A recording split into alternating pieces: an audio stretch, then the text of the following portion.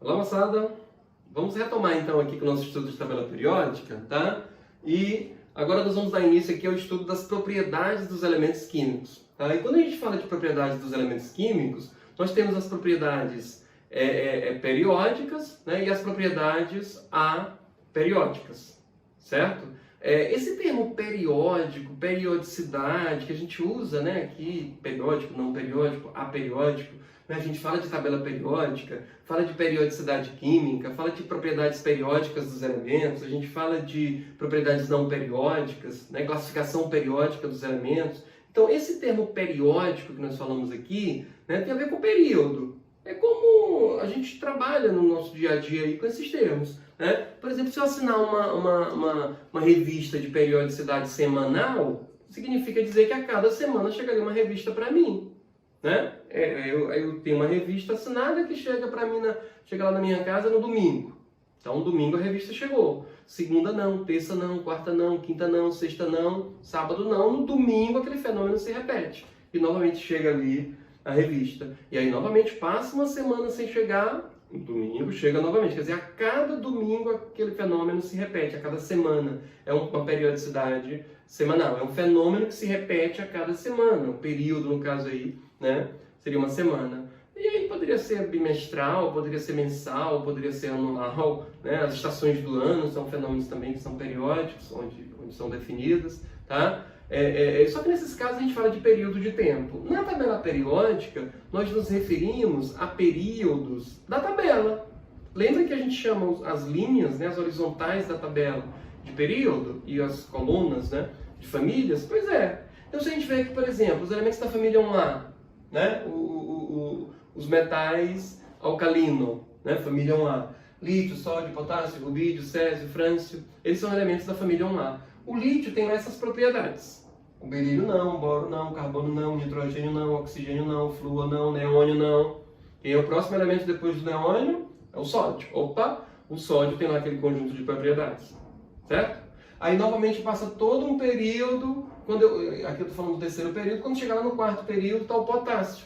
O potássio tem aquelas propriedades semelhantes aos outros elementos. Ou seja, numa família, a cada período se repete ali um elemento com aquelas propriedades semelhantes, né? Então aí o termo periódico, ele vem bem por conta disso. Tranquilo? Então periódico nesse sentido. Então nós temos propriedades que obedecem a uma certa periodicidade, portanto são propriedades periódicas, e outras que não obedecem a essa periodicidade. Aí são as propriedades aperiódicas. Tá? Inclusive vamos começar a falar por elas. O que é uma propriedade aperiódica? É uma propriedade que ela ou só cresce ou só decresce com o aumento do número atômico. Não tem periodicidade não, ela vai crescendo, crescendo, crescendo e pronto. Ou vai decrescendo, decrescendo, decrescendo e pronto.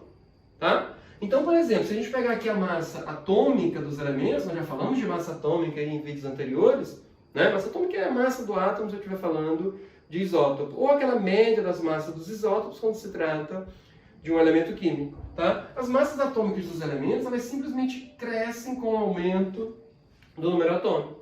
Ah, eu tenho aqui um elemento de número atômico 20, um elemento de número atômico 56. Quem é que tem maior massa atômica? É o elemento 56. Ah, peraí, tu não vai nem olhar em que família, em qual período esses elementos se encontram? Tu vai logo dizendo, sim, quem tem maior número atômico tem maior massa atômica. Pronto. E calor específico é o contrário, né? Quem tem maior número atômico tem menor calor específico. Ele simplesmente vai diminuindo com o aumento do número atômico, independentemente de qual família ou período. Só lembrando que o calor específico é aquele lá da física, né, gente?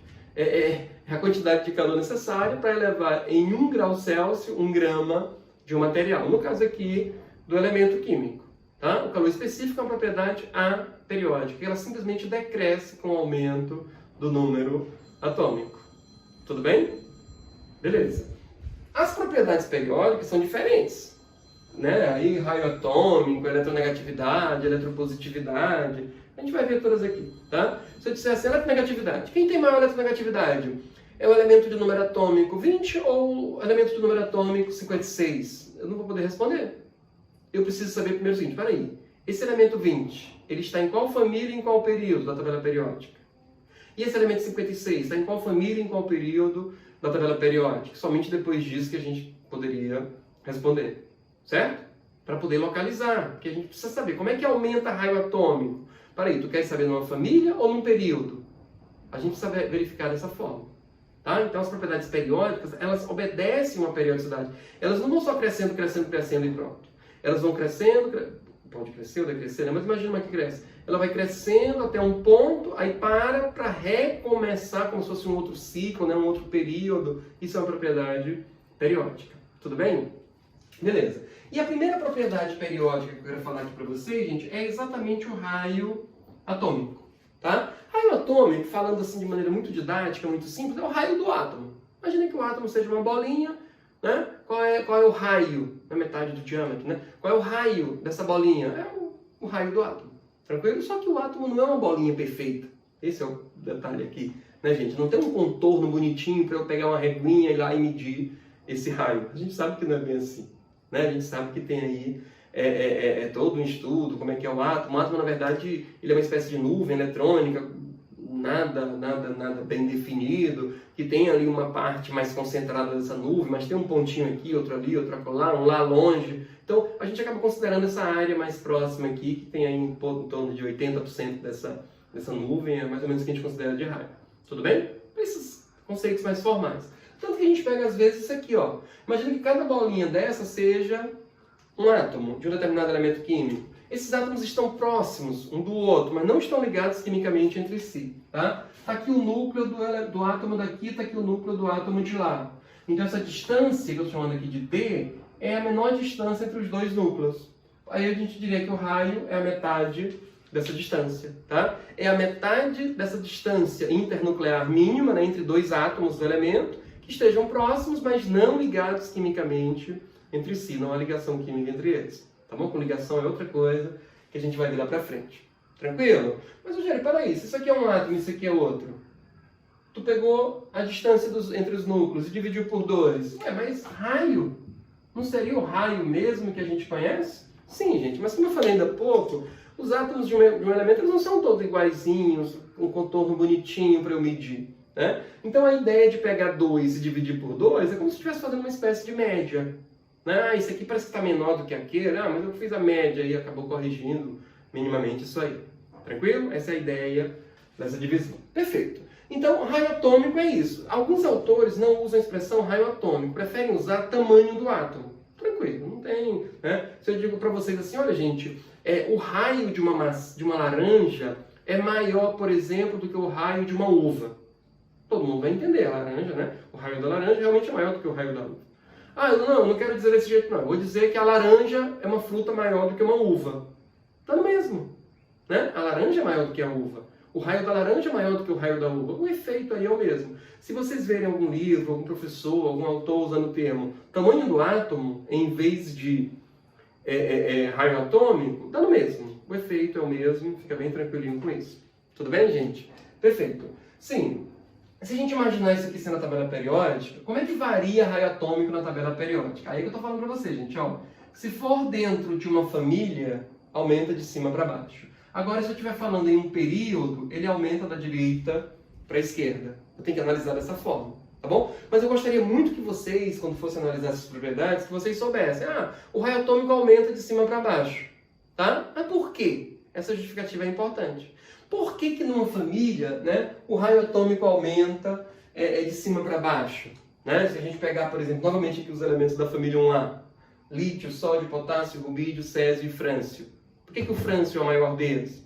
Tá? É muito fácil justificar isso, tá, gente? O lítio, ele está aqui no segundo período, portanto ele tem 2 camadas. Então imagina um átomo com 2 camadas eletrônicas. O sódio que está embaixo dele tem 3 camadas. Olha, se o lítio tem 2 camadas, tem um tamanho. O sódio que está embaixo dele tem 3 camadas, esse tamanho é maior. Agora, se a gente for ver o potássio, 4 camadas, já é maior. Se a gente for ver o rubídio, aqui faltou, eu botei foi P no lugar. PB é o chumbo, né, gente? RB é o rubídio. Acabei de ver ali, inclusive no vídeo anterior. Vou editar isso lá. Botei P no lugar do R. É o rubídio, né? O PB é o chumbo, aqui, tá? Então, ali o rubídio tem uma camada a mais. Quer dizer, na hora que eu vou descendo, o elemento de baixo vai ter uma camada a mais, por isso ele fica maior, tá? Então, como é que aumenta raio atômico dentro de uma família? De cima para baixo. Por quê? Porque aumenta o número de camadas. Tranquilo? Rogério, num período todo mundo tem o mesmo número de camadas. Por que então que esse raio aumenta da direita para a esquerda? Tá? Aí, gente, já tem a ver com atração. Pega essa palavra atração como uma palavra-chave. Tá? Eu estou falando de essa atração de que eu falo é uma atração entre elétron e núcleo. Está aqui o núcleo, está aqui os elétrons. Se a atração entre elétron e núcleo aumenta, o tamanho do átomo tende, o tamanho da espécie, né, tende a diminuir. Porque tem uma bola desse tamanho. Tá? Essa atração recíproca elétron-núcleo aumentou, então ela ficou menor. Aumentou de novo, ficou menor ainda. Aumentou de novo, ficou menor ainda. Né? Então, essa atração de que eu estou falando é a atração entre elétron e núcleo. Os elétrons são negativos, o núcleo lá tem os prótons que são positivos, portanto, há essa atração. Se a gente pegar aqui, por exemplo, ó, o potássio tem número atômico 19, portanto tem 19 prótons e 19 elétrons. Imagina uma atração entre 19 prótons e 19 elétrons. Tá? O cálcio já são 20 prótons e 20 elétrons. Onde é que a atração é maior? 19, 19 ou 20, 20? 20, 20. Se a atração é menor, o tamanho do átomo é menor. Depois do cálcio, já viria aqui o escândio, que é o número atômico 21. A atração é maior ainda, então o tamanho dele é menor ainda. Né? Então, quer dizer, na hora que a gente vai andando aqui num período, olha, eu tinha aqui esse átomo. Aqui a atração ficou maior, o tamanho dele é menor. Aqui a atração é maior, o tamanho é menor. E assim vai, né? O tamanho vai diminuindo da esquerda para a direita. Como aqui na minha tabela eu estou indicando é aumento, ele aumenta da direita para a esquerda. Tudo bem? Então o raio atômico aumenta de cima para baixo porque aumenta o número de camadas, da direita para a esquerda por conta da atração, e aí tu vai saber do que é atração, é só voltar ali, tá? E ver o vídeo. Tranquilo? Mas a gente pode falar também de carga nuclear efetiva, que é a mesma explicação de uma forma mais técnica. Essa carga nuclear efetiva, carga nuclear, gente, é o número atômico, né? O Z. F de efetivo. Então esse ZF aqui, né, é a carga nuclear efetiva. É só tu fazer o total de elétrons que a espécie tem, né, que o átomo tem, menos o total de elétrons mais internos, ou seja, excluindo os da última camada. A gente chama isso de elétrons de blindagem. Tá? Então o sódio tem 11 elétrons em 3 camadas. Qual é a camada de valência? A terceira. Então, dos 11 elétrons, esses 10 aqui estão nas camadas mais internas. Então, como é que seria a carga nuclear efetiva do sódio? Seria 11 menos 10. 11 menos 10 dá 1. 1 positivo. Essa carga nuclear seria mais 1. No caso do magnésio, são 12 elétrons no total. Tira a última camada, que é a terceira, camada de valência. Quantos são os elétrons mais internos aqui, os elétrons de blindagem? 10. Então faz 12 menos 10, 2. Essa carga nuclear efetiva seria 2 positivo, portanto, mais 2. É como se fosse a verdadeira atração que o núcleo exerce sobre aqueles elétrons lá da camada de valência.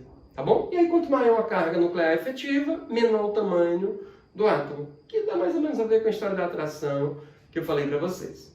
Tudo bem? Vou aproveitar aqui também, gente, falar um pouquinho sobre raio iônico. Como o nome já sugere, é o raio do íon.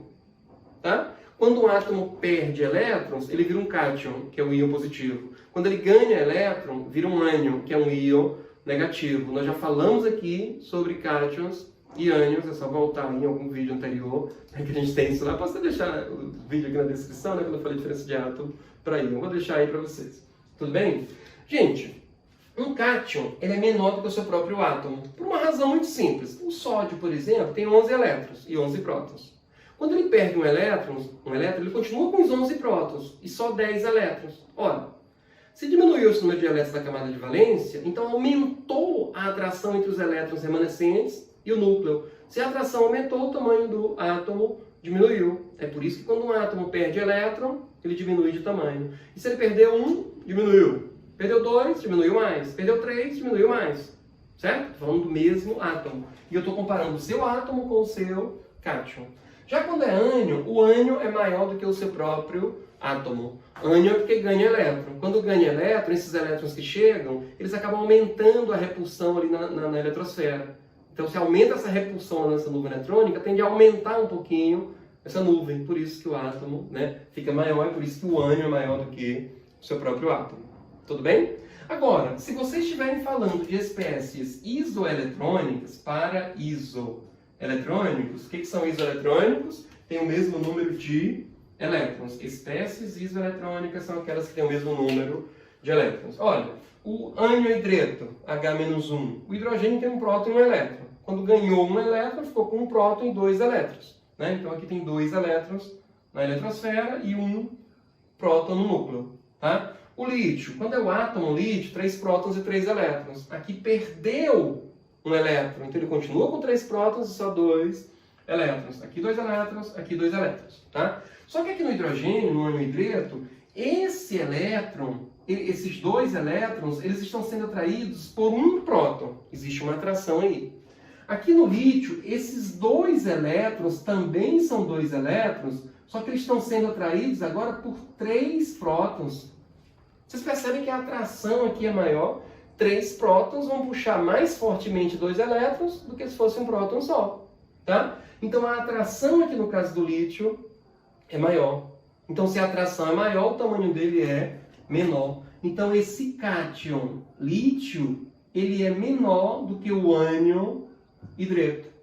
E vejam que o número atômico do lítio é 3 e do hidrogênio é 1. Então como é que a gente vai concluir aqui? Ó? Quando forem isoeletrônicos, ou seja, com o mesmo número de elétrons, a espécie que tiver maior número atômico terá menor raio iônico. Entenderam? Para isoeletrônicos. Certo? Então, gente, nós estamos falando aqui sobre raio, aproveitei e falei um pouquinho sobre raio iônico. Viu como é simples? Aproveita aí e peço, gente, quem não se inscreveu ainda no canal, né? Que façam isso. Esse canal Química é Fácil é um projeto que leva aulas de química gratuitas aí, né, para estudantes do Brasil inteiro, estudantes e professores, tá? Então divulguem nas suas redes sociais, façam esse canal chegar aí no maior número de pessoas, né, que a gente puder aí no Brasil. Tem muitos alunos sem aulas nesse momento, tem alunos que estão tendo aulas somente aulas remotas, tem outros que estão tendo aulas semipresenciais, né, uma parte presencial, outra parte remota, tá? Então esses vídeos vão ajudar muita gente aí, tá? Vão ajudar também os colegas professores de química que queiram indicar como atividade assíncrona para os seus estudantes. Então, mandem, né? Vamos tocar aí. Aproveite e se inscrevam, porque quanto mais inscritos tiver o canal, mais longe o próprio YouTube se encarrega, né, de divulgar aí. Então, movimentem esse canal, vamos levar essas aulas adiante. Tudo bem? Então, nós falamos sobre propriedades aperiódicas e estamos falando sobre propriedades periódicas. Falei especificamente do raio atômico. É o raio do átomo, tem a ver com o tamanho do átomo, né? Ele aumenta de cima para baixo numa família e da direita para a esquerda num período. E aproveitei e falei um pouquinho aqui sobre o raio iônico. Tranquilo, gente? Então, agradeço a todos, fiquemos todos com Deus. Um grande abraço.